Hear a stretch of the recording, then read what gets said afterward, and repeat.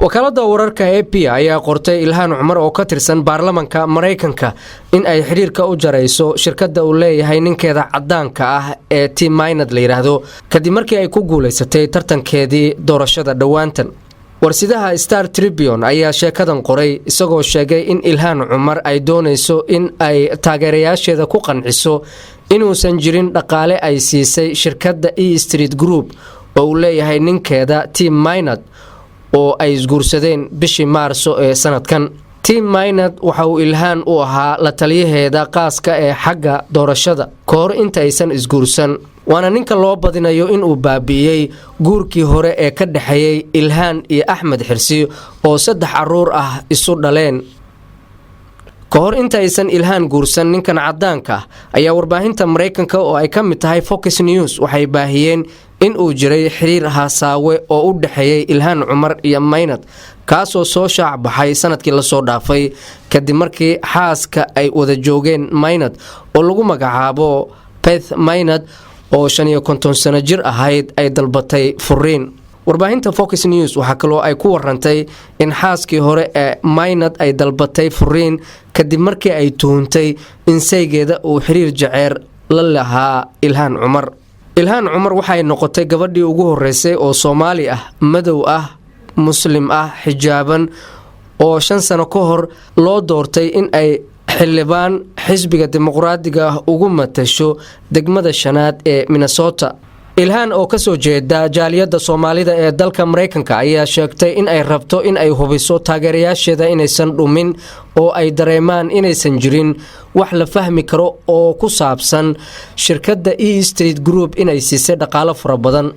intii ay ku guda jirtay labadeedii doorasho ee ay ku guuleysatay. Ilhaan Cumar ayaa markii uu soo baxay warka sheegaya inay lacag fara badan siisay shirkadda uu leeyahay Tim Maynard waxay la kulantay dhaleecayn iyo cabasho kaga imaanayay guddiga doorashada ee federaalka, laakiin waxa ay sheegtay in lacagahaasi la siiyay shirkadda Maynard ay ahaayeen kuwa sharci ah.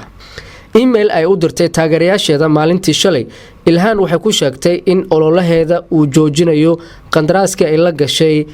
E Street Group si loo hubiyo ay tiri qof kasta oo taageerayaasheeda ka mid ah oo ololihii doorashada waqti ama dhaqaale ku bixiyay aysan dareemin in shirkadda Maynard la siiyay lacag. sidaasi waxa baahiyay warsidaha Star Tribune ee ka soo baxa dalka Mareykanka. waxa kaloo ay qortay dollar kasta oo la qarash gareeyay wuxuu u socday sidii la rabay oo waxa maamulayay koox ka badan 20 oo naga caawinayay in aan iska caabino weerarada iyo in aan abaabulno cid kasta oo markaasi gacan ka geysanaysay ololaha doorashada ay tiri. mushaarkiisa uu dhaafsiisanaa wax faa'iido ah kama uusan helin xiriirka la talinta ee shirkadda uu siiyay ay tiri lacagahaasi la siiyay Tim Maynard iyo shirkadiisa. afayeen u hadlay kooxda ololaha doorashada Ilhaan ayaa u sheegay wakaalada wararka Associated Press isniintii in Ilhaan Cumar ay go'aansatay inaysan mustaqbalka u adeegsan ololaheeda doorashada shirkadda Maynard. Ilhaan Cumar ayaa dhawaan ku guuleysatay doorashada Mareykanka markii labaad iyadoo si fudud uga guuleysatay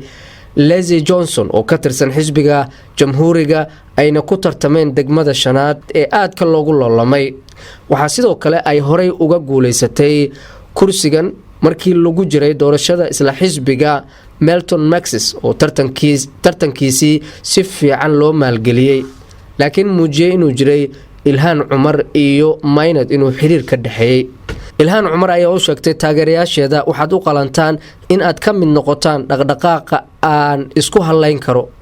aamini karo oo aad ogaan kartaan in nafsadeeda ay ku hayso heerka ugu sareeya ee suuragalka.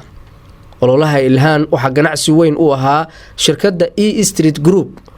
ololahaasi ayaa lagu soo waramayaa in shirkadda Maynard la siiyay lacag ka badan 1.1 milyan oo dollarka Mareykanka. lacagahaasina waxa la leeyahay waxa loogu talagalay xayeysiin iyo in tashiyo laga sameeyo si rubaca kale ama 4 sano ee soo socota doorashada ay ku guuleysato Ilhaan oo hadda ku guuleysatay kursigii ay markaasi u matalaysay xisbiga dimuqraadiga. qodobkaas ayaan ku soo gabagabeynaa daawadayaal. faaladii ay qortay wakaalada wararka AP oo ay uga hadlaysay in Ilhaan Cumar ay go'aansatay inay joojiso heshiiska ay kula jirtay shirkadda uu leeyahay ninka cadaanka ee qaba ee Tim Maynard la yiraahdo kadib markii dhaleecayn kala duwan ay kala kulantay bulshada Mareykanka.